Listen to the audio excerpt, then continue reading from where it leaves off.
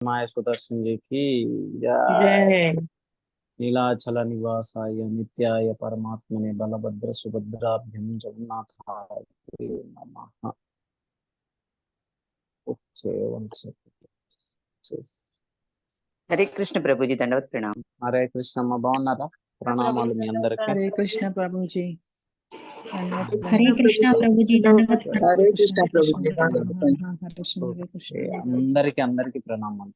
हरे कृष्ण प्रभु जी प्रणाम। ఓకే సరే. ओम ज्ञानतिमिरान्धस्य ज्ञानाञ्जनशलाकया चक्षुर्मिलितं येन तस्मै श्रीगुरवे नमः। नमो ओं विष्णुपदाय कृष्णप्रेष्ठाय भूतले श्रीमते भक्तिवेदान्तस्वामिनिति नामिने। नमस्ते सारस्वते देवे गौरवाणी प्रचारिणे निर्विशेष शून्यवादे पाश्चात्यदेशतारिणे। जय श्री कृष्ण चैतन्य प्रभु नित्यानंद श्री अद्वैत गदाधर श्रीवासादि गौरभक्तवृंदा। हरे कृष्णा कृष्ण कृष्णा हरे हरे हरे राम राम राम हरे हरे। त्वं करोति वाचालं लंगायते गिरिं यत्कृपहातमहं वन्दे श्रीगुरुं दीनतारिणं परमानन्दमाधवं श्रीचैतन्य ईश्वरम्। ओम तत्सत्।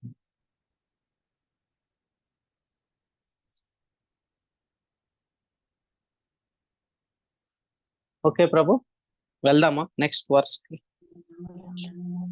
हरे कृष्ण प्रभु दंडवत प्रणाम। హరే కృష్ణ అమ్మ దండవత్ అందరికి కూడా. అధ్యాయము ఈరోజు మనం భగవద్గీత అధ్యాయం 14. సో ఈ యొక్క ప్రకృతి త్రిగుణములు అందులో నుంచి 26వ శ్లోకం. మాం చయో అవ్యభిచారేణ భక్తి యోగేన సేవతే సగుణాన్ సమతీత్యైతాన్ బ్రహ్మ భూయయా కల్పతే. మాం చయో అవ్యభిచారేణ భక్తి యోగేన సేవతే సగుణాన్ సమతీత్యైతాన్ బ్రహ్మ భూయాయ కల్పతే. ఓకే, అనువాదము. అన్ని పరిస్థితుల యందును నిశ్చలంగా నా సంపూర్ణమైన అన్ని పరిస్థితుల యందును నిశ్చలముగా నా సంపూర్ణమైన భక్తి యుక్త సేవ యందు నిమగ్నుడై యుండువాడు శీఘ్రమే భౌతిక ప్రకృతి త్రిగుణములను అతిక్రమించి బ్రహ్మభావ స్థితిని పొందును. అయితే ఇక్కడ మనకి ఈ యొక్క అధ్యాయంలో ఏం చెప్తారంటే దీన్ని గుణత్రయ విభాగ యోగం అంటారనమాట. గుణత్రయ విభాగం అంటే ఈ యొక్క 3 గుణాలని ఏ విధంగా మనం జయించేసి కృష్ణ భక్తికి చేరువ అవుతామని చెప్పేసి శ్రీకృష్ణ పరమాత్మ భగవానుడు అర్జునుడికి వివరిస్తున్నారు. అర్జునుడు ఇందులో మనకి మొత్తం 3 క్వశ్చన్లు అడుగుతుంటే ఇందులో క్వశ్చన్ వస్తుంది, అర్జునుడు డిస్కస్ చేసుకుందాం. అయితే ఇక్కడ ఎవరైతే ఉంటారో మన ఈ భగవత్ ఈ ఆత్మ అనేది భగవత్ నుంచి వచ్చింది, భగవంతుడి నుంచి. అయితే ఇక్కడ ఎవరైతే మనం ఉంటామో ఈ యొక్క ప్రకృతి సాన్నిధ్యంలో మనం అందరం కూడా దాని యొక్క ఆజ్ఞలకు అనుసారంగా పని చేయటం జరుగుతుంది. మనకు స్వాతంత్ర్యం అనేది లేదు ఒకసారి ఈ యొక్క భౌతిక ప్రపంచానికి వచ్చినప్పుడు. ఎందుకంటే ఇక్కడ 3 రకాలైనటువంటి లక్షణాలు ఉన్నవి. అందులో ఏమిటంటే ఒకటి గుడ్నెస్ అంటారు, ప్యాషన్ అంటారు, ఇగ్నోరెన్స్ అంటారు. అంటే సత్వ రజస్ తమో గుణములు. ఈ 3 గుణాలకి మనం కట్టుబడి ఉంటాం అన్నమాట. అయితే ఇక్కడ కృష్ణ ఏం చెప్తున్నారు మనకి, వీటిని ఏ ఏ విధంగా మనం ఆ, అధిగమించాలా అతిక్రమించి ప్రభుజీ? ఆ ఏ విధంగా అధిగమించి మనం ఈ యొక్క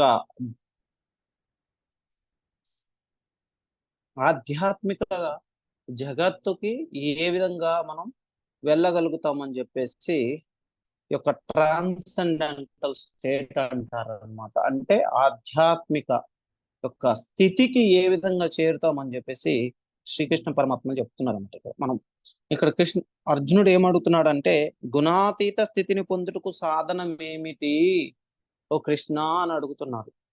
అప్పుడు భగవాన్ చెప్తున్నారు,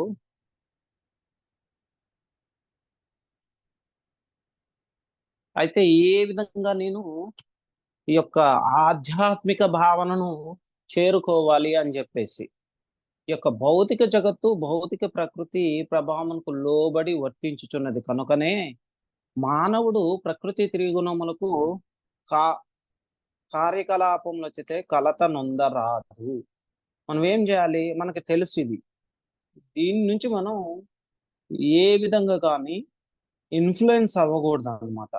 అందుకనే మానవుడు తన చైతన్యమును వాటి కర్మలలో నెలకొల్పుటకు బదులు దానిని శ్రీకృష్ణుని ఎడల నెలకొల్పుట వలన మన యొక్క త్రిగుణములకు అతీతుడుగా ఉండి యొక్క వాటి యొక్క అధికారంలో, వాటి యొక్క ఆధిక్యంలో లేకుండా మనం కృష్ణ పరమాత్మ యొక్క సేవలో నిమగ్నమై ఉండాలి. కృష్ణ పరమాత్మ యొక్క సేవలో నిరంతరం నిమగ్నమై ఉండే వాళ్ళు ఎవరు, కొంత మనకి తెలుసు.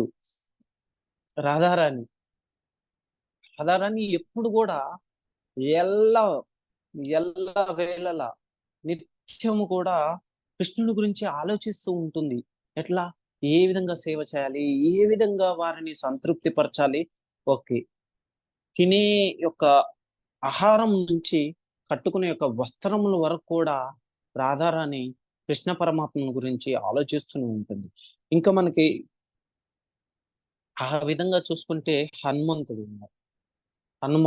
హనుమాన్ కూడా ఏం చేస్తారు, ప్రతి ఒక్క క్షణం కూడా శ్రీరామచంద్ర భగవాన్కి ఏ విధంగా సేవ చేయాలి, వారికి ఏ విధంగా నేను సహాయం చేయాలి, అదే విధంగా ఏ విధంగా సేవ చేయాలి. సహాయం అంటే అన్ని విషయాల్లో కూడా చేదోడు వాదోడుగా స్వామి వారికి ఎటువంటి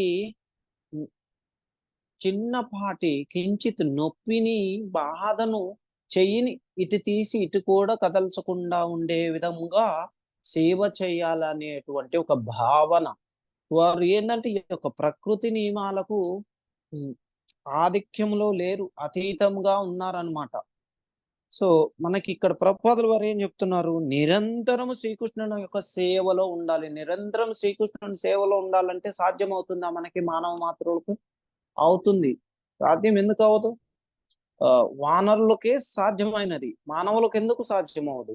మనకెందుకనంటే మనకి ఆచింత్యమైన భక్తి అనేది మనం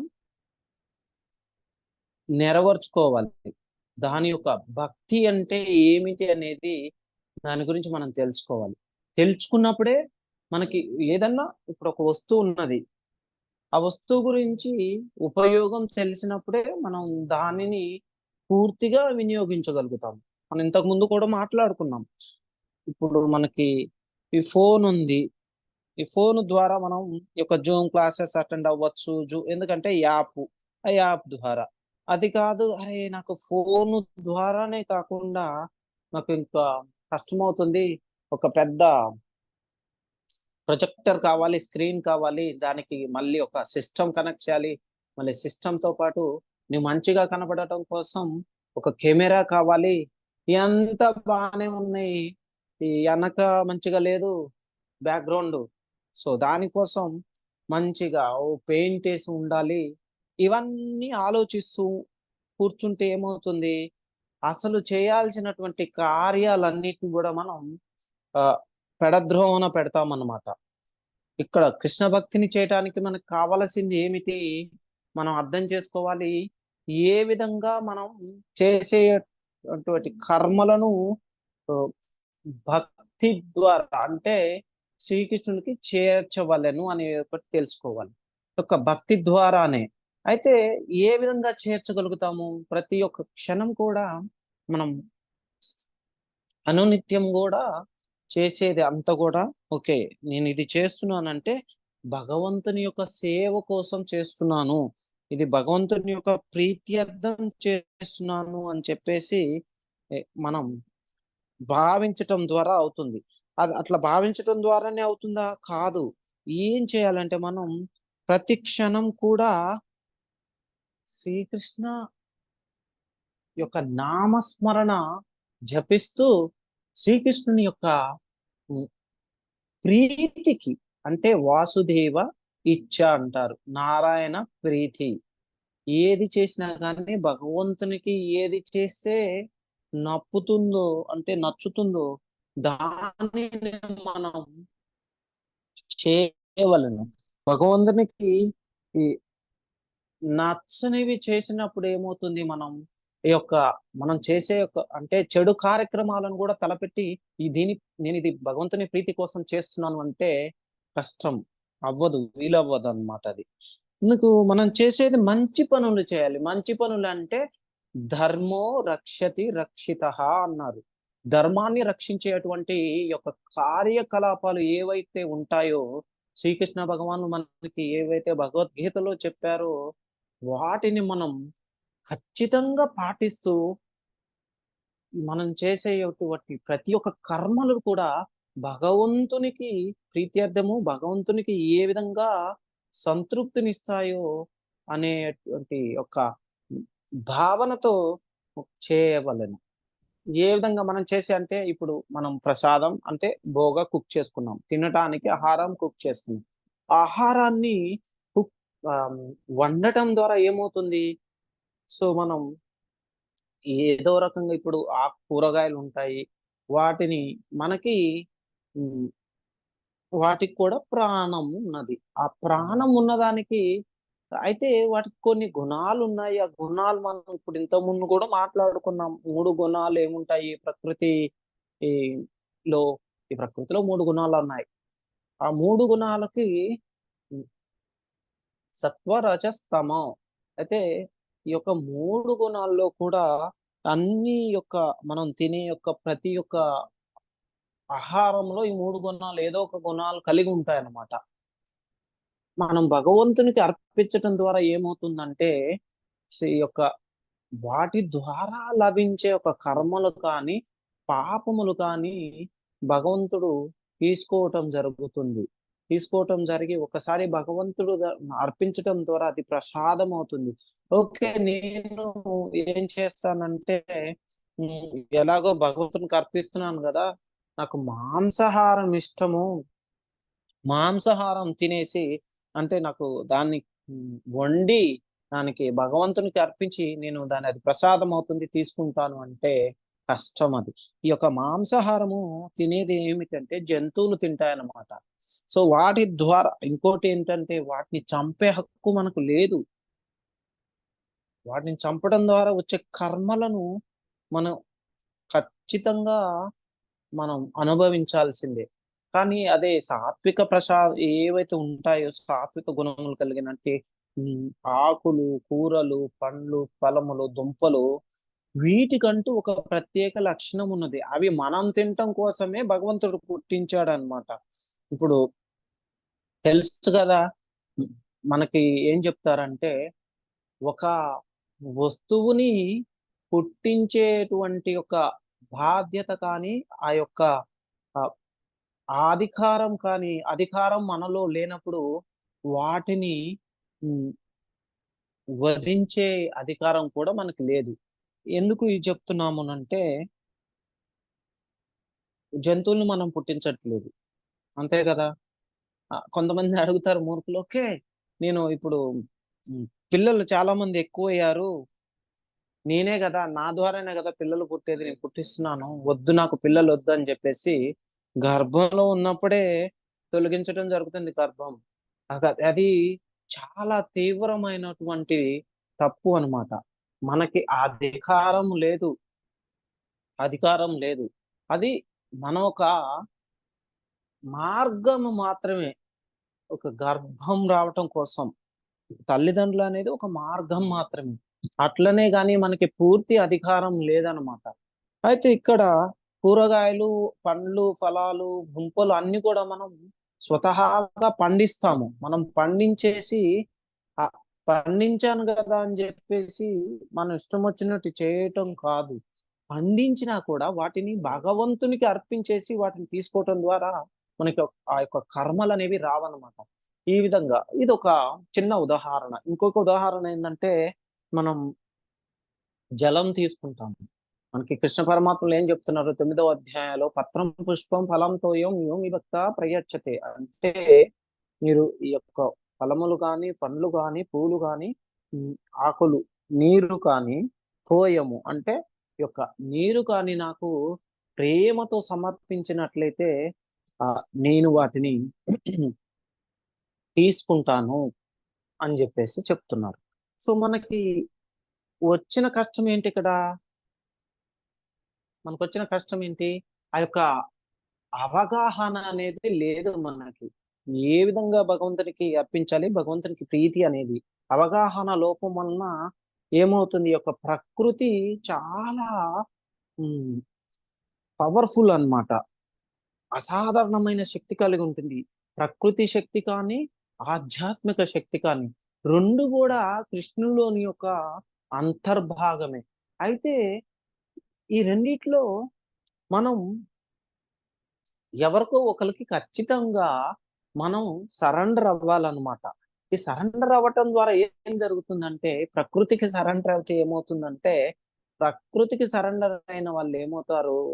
ఈ యొక్క ప్రకృతి నియమాలను ఖచ్చితంగా పాటించకపోయినా కానీ, పాటిస్తే ఏం జరుగుతుంది? ప్రకృతి నియమాలను పాటిస్తే ఏమన్నా ఉదాహరణ చెప్తారా? నేనే చెప్తాను. ప్రకృతి నియమాలను పాటించడం అంటే ఏంటి? ఇందులో కూడా ప్రకృతి అన్నిటిని సృష్టిస్తుంది. ఏ ఒక్క జీవికి హాని తలపెట్టకుండా, ఇప్పుడు మనకి అడవులు ఉన్నాయి, అడవుల్ని తొలగించకుండా, నీటిని కలుషితం చేయకుండా, అర్థమైందా? ఈ పంచభూతాలు ఉంటాయిగా, పంచభూతాలని ఎటువంటి హాని తలపెట్టకుండా మనం చేసేటువంటి కర్మలు అన్నీ ఉంటాయో వాటి ద్వారా మనకి ఒక ఈ యొక్క మనం ఏమంటాము, ఈ యొక్క సాత్విక గుణం అనేది మనకు వస్తుంది. కానీ సాత్విక గుణం రావటం ద్వారా కృష్ణునికి చేరువ అవుతామా అంటే కాదు. మనకి కృష్ణునికి చేరువ అవ్వాలంటే ఇది కూడా ఒక లక్షణం. ఇంతకు ముందు కూడా మాట్లాడుకున్నాం మనం సాత్విక గుణం ద్వారా. అయితే ఈ యొక్క సాత్విక గుణంని ఇంకా మనం ఒక మంచి మార్గంలో ఏ విధంగా పెట్టాలని చెప్పేసి ఒక అవగాహన ఉండాలి. అవగాహన ఉన్నప్పుడు మనకి చిన్నంగా ఈ యొక్క త్రిగుణాలకు అతీతంగా మనం ఉండి భగవంతుని యొక్క సేవలో నిమగ్నమై చేసేటువంటి ప్రతి ఒక్క కార్యక్రమాలు కానీ, మనం చేసే ఒక కర్మములు అన్నిటిని కూడా భగవంతునికి అర్పించటం జరుగుతుంది. సో దీని ద్వారా మనం త్రిగుణాతీతంగా వ్యవహరించటం జరుగుతుంది.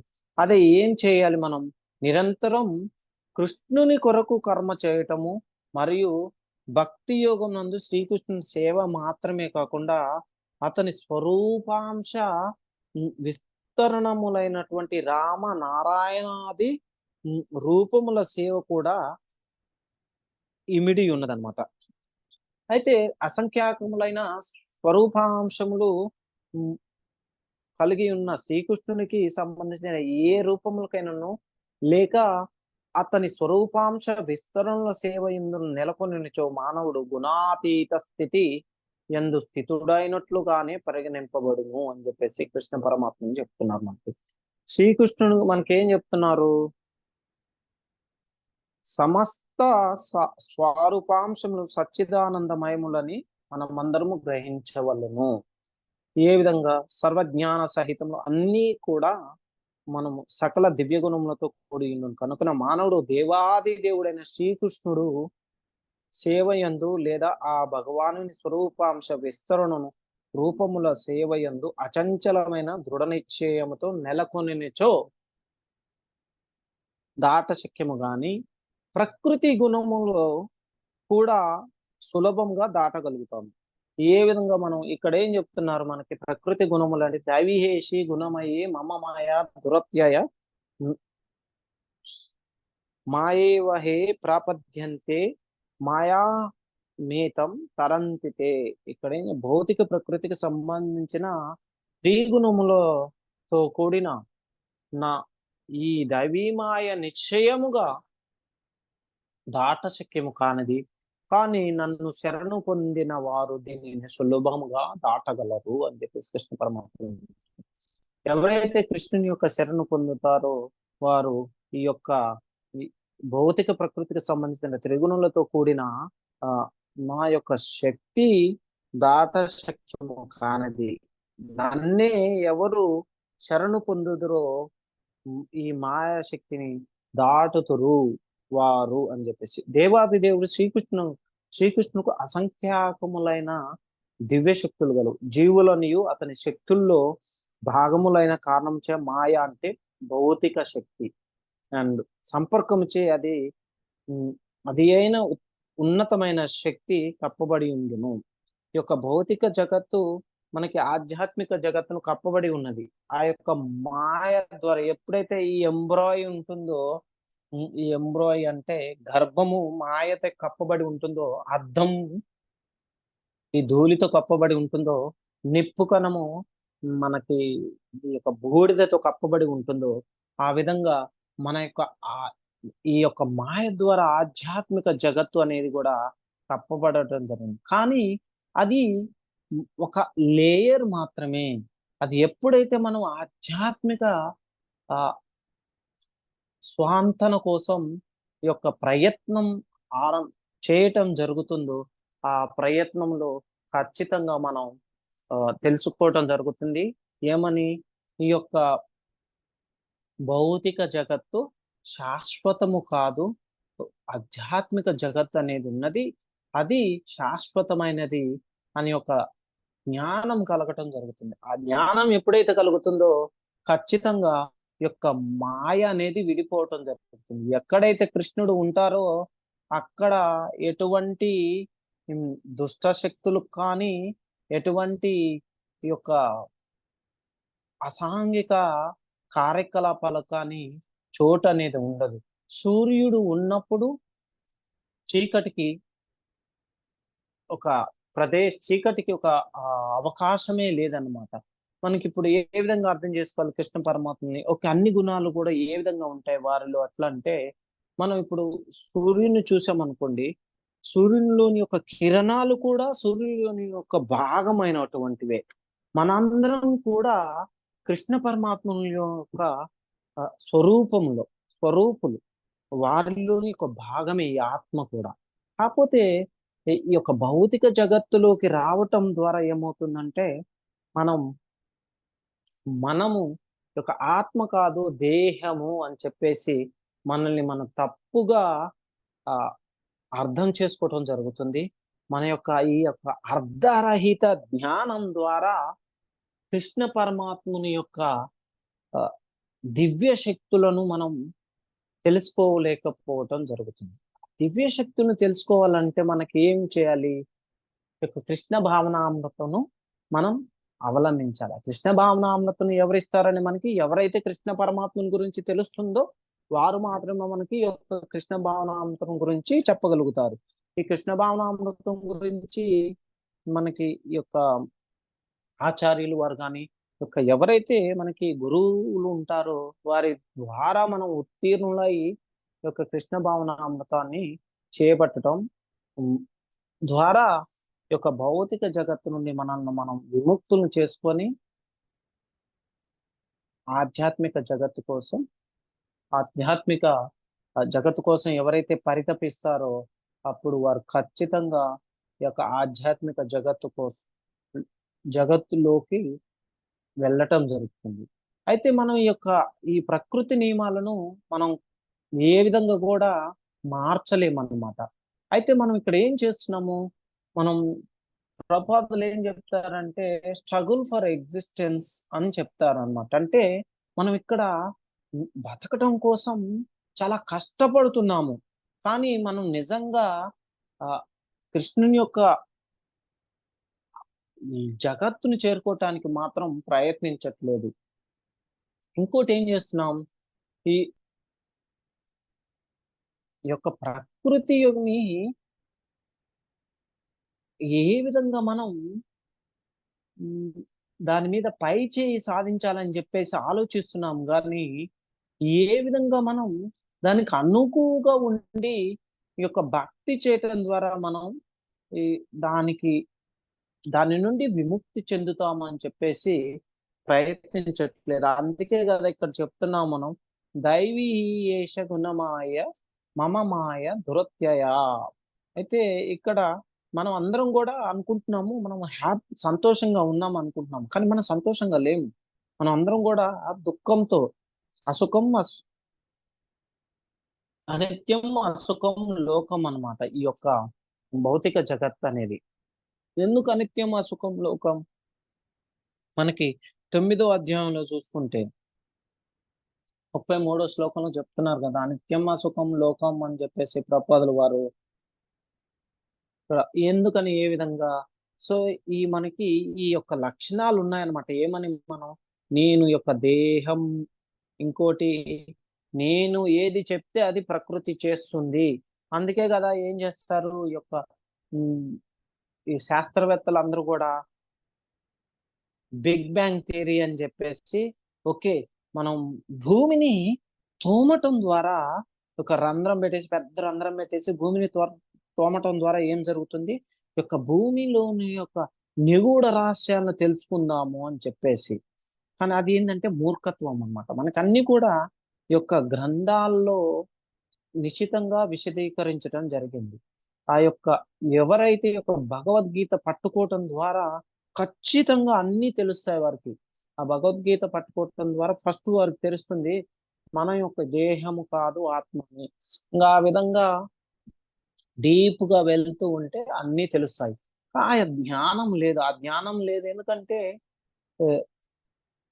వారు ఉన్నటువంటి పరిస్థితులు ఆ విధంగా ఉన్నాయి. ఒక ప్రకృతి, ఎప్పుడైతే ప్రకృతికి మనం వ్యతిరేకంగా పయనిస్తామో అది ఇంకా ఎక్కువ అవుతుంది అనమాట. ఆ తీవ్రత ఏమంటారంటే వినాశకాలే విపరీత బుద్ధులు.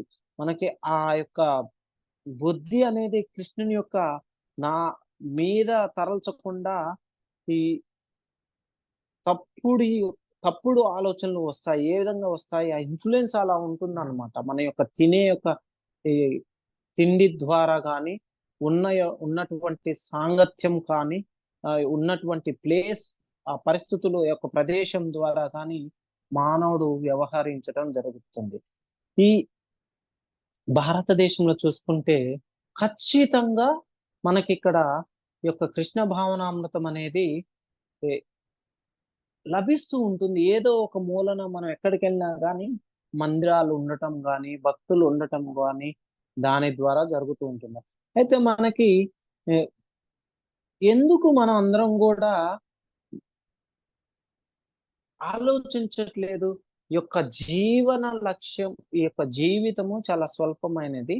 ఈ స్వల్ప జీవితాన్ని ఎందుకు మనం పుడుతున్నాము, చిన్నగా ఉన్నాము, పెద్దగా అయ్యాము, పెద్దగా అయిన తర్వాతకి మళ్ళీ ఈ యొక్క దేహానికి రోగాలు రావటం కానీ, ఈ రోగాల నుంచి మనం బయటపడటం కోసం చాలా కష్టపడుతూ ఉంటాము. దాంతో పాటు ఆ కష్టాలన్నిటినీ తొలగించుకొని ఈ లోపలనే వృద్ధాప్యం వస్తుంది. వృద్ధాప్యం వచ్చిన తర్వాతకి ఏమవుతుంది, మనం ఖచ్చితంగా మళ్ళీ ఈ దేహాన్ని త్యజించటం జరుగుతుంది.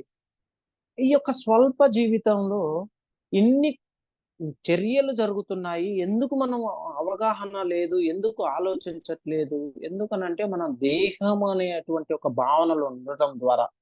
అందుకోసం అని ఏం చెప్తారు, గుణ గుణ వైచిత్రయా తతన్యాత తనుమ్యతే అన్యత్ర. అంటే యొక్క ఏదైతే ఉంటుందో మనం ఈ గుణాలను త్యజించేసి ఇంకొక జగత్తుకు వెళ్ళటం జరుగుతుంది. అది త్రైగుణ్య విషయ వేద నిస్త్రైగుణ్యో భవార్జున 2వ అధ్యాయంలో 45వ శ్లోకంలో చెప్తున్నారు. ఏమంటారంటే ఈ యొక్క భౌతిక జగత్ అనేది కూడా ఈ యొక్క 3 గుణాల ఆధీనంలో ఉన్నది. గుణ వైచిత్రయాత్ అని చెప్తున్నారు అనమాట. అందుకోసమనే నిస్త్రైగుణ్య ఎవరైతే ఈ యొక్క 3 గుణాలకు అతీతంగా వెళ్ళలేరు, ఈ 3 గుణాలకు అనుకూలంగా అనుబడే నిస్త్రైగుణ్య భవార్జున. సో మీరందరూ కూడా వాటికి వ్యతిరేకంగా పని చేయటం, బంద్ అంటే చేయటం ఆపాలి అని చెప్పేసి. అందుకోసం మాంచయో వ్యభిచారైన భక్తి యోగేన హయ సేవతే సగుణాన్ సమతీత్యాన్ బ్రహ్మ భూయయ కల్పతే. మనం ఎప్పుడైతే ఈ యొక్క భగవత్ భక్తిలో మన యొక్క జీవితాన్ని కొనసాగిస్తామో నిరాటంకంగా దెన్ మనం ఖచ్చితంగా ఆధ్యాత్మిక భావనలో ఉంటామన్నమాట, ఈ యొక్క 3 గుణాలని త్యజించేసి. సో అందుకోసమని ఈ యొక్క కృష్ణ భావనామృతం అనేది మనకి ఈ త్రిగుణాలకు అతీతంగా మనల్ని గుణత్రయో విభాగంలో చెప్పినట్టుగా ఈ త్రిగుణాలకు అతీతంగా మనల్ని తీసుకెళ్ళటం జరుగుతుంది. మనకి ఇప్పుడు సముద్రం చూసుకుంది, ఆ సముద్రంలో పడితే ఏమవుతుంది, మనం చాలా కష్టంగా ఉంటుంది అందులోంచి బయట రావటం. ఈ త్రిగుణాలు కూడా అదే అన్నమాట. మనం ఎప్పుడైతే ఈ యొక్క త్రిగుణాలలో ఉంటామో మనం ఆ త్రిగుణాల యొక్క భావం నుంచి రావాలి అంటే చాలా కష్టం అన్నమాట. కూరుకుపోతాం అన్నమాట. ఎప్పుడైతే ఒక వ్యక్తి ఊబిలో కూరుకుపోతాడో ఎంత ప్రయత్నిస్తే అంత లోపలికి వెళ్ళటం జరుగుతుంది. సో మనం ఏం చేయాలి, ఆ త్రిగుణాల నుంచి 1526 ఎప్పుడైతే భగవత్ సేవలో నిమగ్నమై ఉంటామో ఈ త్రిగుణాలకు అతీతంగా మనం వ్యవహరించడం జరుగుతుంది. ఒక్క సెకండ్. అందుకోసం మనం ఇక్కడ ఏం చెప్తున్నారంటే మనకి ఎవరైనాను పరబ్రహ్మను పొందగలుగుతారని దీని భావనం. ప్రతి ఒక్కరూ పరబ్రహ్మముతో గుణైక్యము పొందవలసి ఉన్నది. అట్టి పరబ్రహ్మ ప్రాప్తిచే ఎవరును వ్యక్తిగత ఆత్మలుగా తమ శాశ్వత జీవస్వరూపమును కోల్పోరు. అమరమును అనశ్వరమును శాశ్వతమును పరమానందమునకు సహజ స్థితియగు నిరాకార బ్రహ్మముకు నేను మూలాధారమై ఉన్నాను. ఎవరైతే అమరత్వము అనశ్వరత్వము శాశ్వతత్వము పరమానందము అనువానితో కూడియుండుటయే బ్రహ్మము యొక్క సహజ స్థితి. ఎవరైతే దీన్ని తెలుసుకుంటారో దాని ద్వారా వారి యొక్క జీవన సాఫల్యం జరుగుతుందని చెప్తున్నారు. సో మనం ఇంకా దీని గురించి రేపు తెలుసుకోవచ్చు. సో అయితే మనకు అర్థమైంది కదా ఏ విధంగా మనం ఈ యొక్క 3 గుణాలను త్యజించి ఒక కృష్ణ భావనామృతం ఎల్లవేళలా ఉండాలి. ప్రభుపాదుల వారు కూడా ఈ యొక్క శ్లోకంలో చెప్తారు అనమాట. బంగారం కానీ బంగారంలో నుంచి దాని నుంచి వేరు చేసినటువంటి కణాలు కానీ అవన్నీ కూడా ఒకటే అన్నమాట. పెద్ద తేడా ఏమి ఉండదు, రెండింటి మధ్య తారతమ్యం ఏమి ఉండదు. సో ఇక్కడ అక్కడ కూర్చొని చేసుకొని కావాలంటే అన్నాడు. సరే ఎవరైనా బ్రాహ్మణే అన్నాడు. అన్న తర్వాత ఈ ప్రభు పెళ్ళ ఉంది కదా కూర్చొని మీకు ఎన్నిసార్లు చెప్పినా పండల మీద కూర్చోవద్దని అట్టే కూర్చుంటారు. నేనంటాం కాదు, పండగ ఎవరితో చెప్తుంటే విన్నాను అన్నది. అంత గయ్యిన అనేసరికి ఆమెకి వెళ్ళి ఇట్టు చూస్తారు ఇద్దరు అన్ని. సారీ, నేను యాక్చువల్గా వాళ్ళు మాట్లాడుకుని ఉంటారేమో అనుకుంటున్నాను, కానీ మాట్లాడుతూనే ఉన్నారు, అందుకే మ్యూట్ చేశాను ఇప్పుడే. అయితే ఇక్కడ మనకి ఈరోజు ఏకాదశి వచ్చేసి ఈ యొక్క భాద్రపద ఈ భాద్ర మాసం వచ్చేటప్పటికి ఏకాదశి వస్తుంది ముందు రోజు. ఇక్కడ ఏం చెప్తున్నారంటే ఈ ఏకాదశి ఏదైతుందో ఈ యొక్క పాపాలన్నిటిని కూడా తొలగిస్తుందని చెప్తున్నారు. అయితే ఎప్పుడైతే ఈ యొక్క ఏకాదశి రోజు ఖచ్చితంగా భగవంతుని రిషికేష్ని అంటే కృష్ణ పరమాత్మను ఎవరైతే పూజిస్తారో భక్తియుక్త సేవలతో వారి అందరి యొక్క ఈ యొక్క సెన్సెస్ అంటారు, వీటన్నిటిని కూడా కంట్రోల్ చేసుకొని సో జయించటం జరుగుతుంది అన్నమాట. అయితే ఈ యొక్క ఏకాదశి వినటం ద్వారా కూడా మనకి యొక్క గతంలో చేసినటువంటి పాపాలు కూడా తొలగుతాయి. అక్కడ ఒక కింగ్ ఉండేది అనమాట, హరిశ్చంద్ర అని చెప్పేసి. ఆ కింగ్ తెలుసు కదా మనకి, చంద్రమతి అని ఉంటుంది, లోహితశ్వ వారి యొక్క పుత్రులు అన్నమాట. అయితే హరిశ్చంద్ర మహారాజు వారి యొక్క రాజ్యాన్ని కోల్పోవడం జరుగుతుంది. అయితే ఆయన ఏం చేస్తారంటే ఈ యొక్క చండాలులాగా మారటం జరుగుతుంది అనమాట. అయితే ఈ చండాలులాగా మారటం దీనివల్ల ఏమవుతుందంటే ఆ యొక్క రాజ్యాన్ని కోల్పోవడం జరుగుతుంది. ఆ రాజ్యం కోల్పోయి వారి యొక్క పుత్రుల్ని కానీ భార్యలను కానీ అమ్మటం జరుగుతుంది. అయితే చండాలుకి సేవ చేస్తూ ఉంటారన్నమాట ఆయన.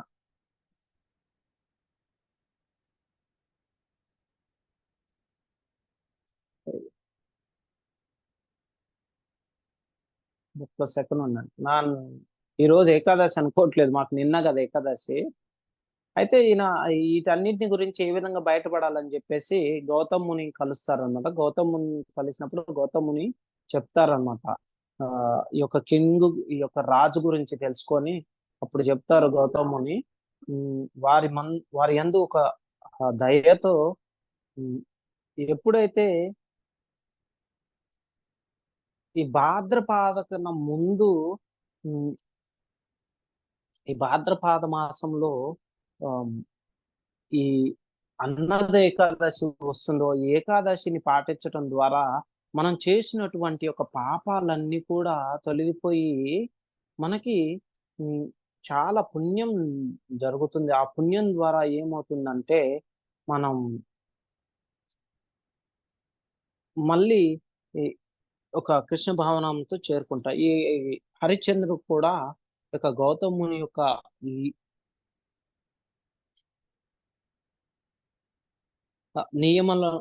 నియమనిష్టలు ఏకాదశి గురించి తెలుసుకొని దాని ద్వారా ఏకాదశిని ఫాలో అవటం జరుగుతుంది. దాని ద్వారా మళ్ళీ వారి యొక్క రాజ్యాన్ని పొందటం జరుగుతుంది అన్నమాట, వారు చేసినటువంటి పాపాలన్నీ పోయి. అయితే ఇక్కడ దీన్ని అజయ్ ఏకాదశి కూడా అంటారనమాట. అయితే ఈ ఏకాదశి పాటించటం వల్ల ఏమవుతుందంటే మనకి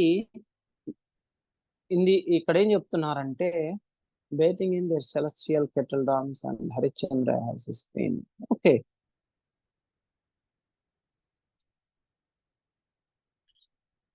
యాక్చువల్ గా ఖచ్చితంగా చెప్పేది ఏంటంటే ఈ యొక్క పాపాలన్నీ తొలగిపోవటం జరుగుతుంది అనమాట ఏకాదశి.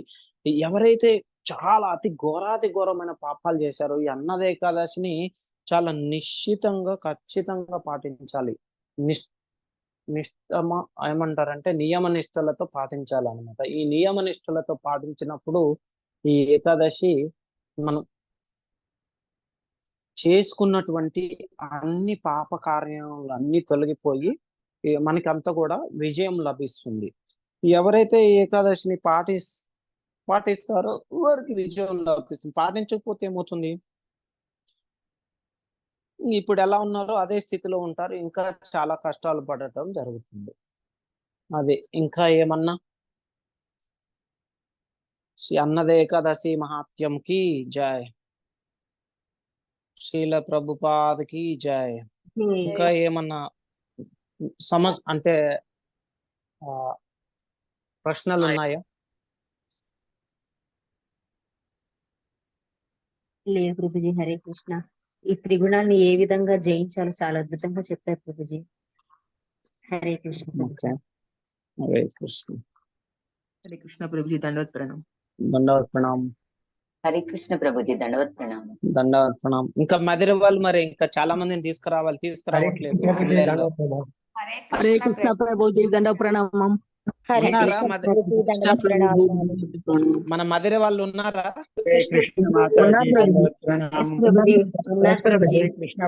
మదిరి నుంచి ఇంకా ఎక్కువ మందిని తీసుకొని రావాలమ్మా మీరు. అవును హరే ప్రభుజీ, ప్రయత్నంలోనే ప్రయత్నం ఉన్నాం. చేస్తున్నాము. ఆ స్వామి మీద భారం వేసి దండవత్ ప్రయత్నం ప్రణామం చేస్తున్నాం ప్రభు. ప్రభుజీ. దండవత్ హరే ప్రణామం. కృష్ణ ప్రభుజీ దండవత్ ప్రణామాలు. హరే కృష్ణ మదర్ ప్రభుజీ, మదర్ ప్రభుజీ దండవత్ దండవత్ ప్రణామం. హరే కృష్ణ మదర్ ప్రభుజీ. మదర్ హరే కృష్ణ. మధుర యొక్క సిటీని మధుర సిటీగా చేయాలి మీరు. హరి బోల్. Yes, okay Prabhuji. ఉమ్. ఆయన బ్లెస్సింగ్స్, కృష్ణ బ్లెస్సింగ్స్ ఉంటే ప్రభుజీ ఖచ్చితంగా. మన ప్రయత్నం కృష్ణ బ్లెస్సింగ్స్ ఉండబట్టే మీరు అందరూ భక్తిలోకి వచ్చారు. Yes, ప్రభుజీ. మాకు ఇచ్చిన కొద్దిపాటి స్వేచ్ఛను కూడా మేము ఉపయోగించుకునే ప్రయత్నం చేస్తాం ప్రభుజీ, సాధ్యమైనంత వరకు అందరం కూడా. అదే అదే మధుర కృష్ణ సిటీని మధుర ప్రభుజీ. సిటీ చేయాలి మనం. అది మధుర సిటీ అంటే ఏంటి? కృష్ణుని యొక్క జన్మస్థానం. కృష్ణుడు ఎక్కడ ఉంటే అక్కడ అంతా కూడా ఆనందమయం, ఆధ్యాత్మిక జగత్ అంటారు. అది దాన్ని మనం మదర్ని అంతా కూడా, అంత మహా అంటే ఎంత మంది ఉంటారు జనాభా మదర్లో? ప్రభుజీ బానే ఉంటారు. 40,000 ఉంటారేమో ప్రభుజీ. అందరూ అసలు పెద్దదే ప్రభుజీ, మరి చిన్నదేం కాదు, విలేజ్ ఏం కాదు, అటు సిటీ కాదు, మీడియం. తెలుసు నాకు మధుర. సో మీరు Yes, మదర్లో అందులో సగం మందిని భక్తుల్ని చేసినా గానీ, మీరు ప్రతి ఒక్కళ్ళు ఒక్కొక్కరిని ఒక భక్తుల్ని చేస్తే మీకు ఈ యొక్క భౌతిక జగత్తు నుంచి ఆధ్యాత్మిక జగత్తుకు టికెట్ కన్ఫర్మ్. భక్తి సిద్ధాంత సరస్వతి ఠాకూర్ వారు చెప్తారన్నమాట. అది హరే కృష్ణ సో మనం ప్రభు. ఆ యొక్క స్థితిని ఏ విధంగా చేరాలని చెప్పేసి నిత్యం ఆలోచించాలి. ఆలోచించటం అది ఎందుకు? ఆ ఆలోచించడం ద్వారా ఈ త్రిగుణాల నుంచి విముక్తులు అవటం జరుగుతుంది. అది తప్పకుండా ప్రభుజీ, మేమంతా కూడా ప్రయత్నం చేస్తాం ప్రభుజీ. ఆ స్వామి మీద మొత్తం ఏమవుతుందంటే మనకి ఇంకొక వ్యక్తికి ఇవ్వాలి ఈ యొక్క కృష్ణ భావనామృతం. ఇంకొక వ్యక్తికి ఇవ్వటం ద్వారా కానీ సో మనకి ఏమవుతుందంటే ఇంకా ప్రతిఫలం ఇంకెక్కువ లభిస్తుంది అనమాట. అది ఓకే, రైట్. థ్యాంక్ యూ అందరికి, ధన్యవాదములు. హరే కృష్ణ హరే కృష్ణ కృష్ణ కృష్ణ హరే హరే, హరే రామ హరే రామ రామ హరే రామ రామ రామ హరే హరే.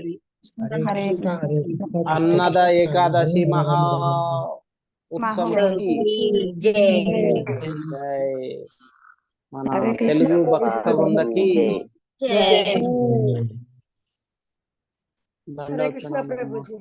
వాంఛా కల్పతరుభ్యస్య కృపా సింధుభ్యైవ చ పతితానాం పావనేభ్యో వైష్ణవేభ్యో నమో నమః. కోటి వైష్ణవ వృందకి మీరందరూ కృష్ణాష్టమి మంచిగా పాటించారా? తీసుకున్నాం ప్రభుజీ. హరే కృష్ణ ప్రభుజీ. హరే కృష్ణ ప్రభు. ఉన్నాం ప్రభు. ఏంటండి ఏందో అన్నారు మీరు? 3 రోజులు టెంపుల్లోనే ఉన్నాం ప్రభు. ISKCON temple. ఎక్కడ ఏ టెంపుల్ కి వెళ్ళారే? ఇస్కాన్ టెంపుల్ నర్సరావుపేట ప్రభు. ఓ మీరు నర్సరావుపేట. నర్సరావుపేట వైష్ణవ కృపదాసు రూపేష్ ప్రభు ఆధ్వర్యం. అది దివ్యంగా జరుగుతుంది ప్రభు. మంచిది, చాలా మంచిది. వైష్ణవ ప్రభు ద్వారా బ్లెస్సింగ్ తీసుకొని 3 రోజులు అక్కడే ఉండి వచ్చాను ప్రభు. మంచిది. వాళ్ళు చాలా సీనియర్స్, మంచిగా చాలా భక్తిని ఇంకా మంచిగా పాటిస్తూ ఉంటారు. అబ్బా మంచి, చాలా వైష్ణవుడు. రైట్ అండి, మరే ఉంటాను. హరే కృష్ణ. హరే కృష్ణ ప్రభుజీ. హరే కృష్ణ కృష్ణ కృష్ణ హరే హరే, హరే రామ అనంత కోటి వైష్ణవ వృందకి కల్పతరుభ్యస్య కృపా సింధుభ్యైవ చ పతితానాం పావనేభ్యో వైష్ణవేభ్యో నమో నమః.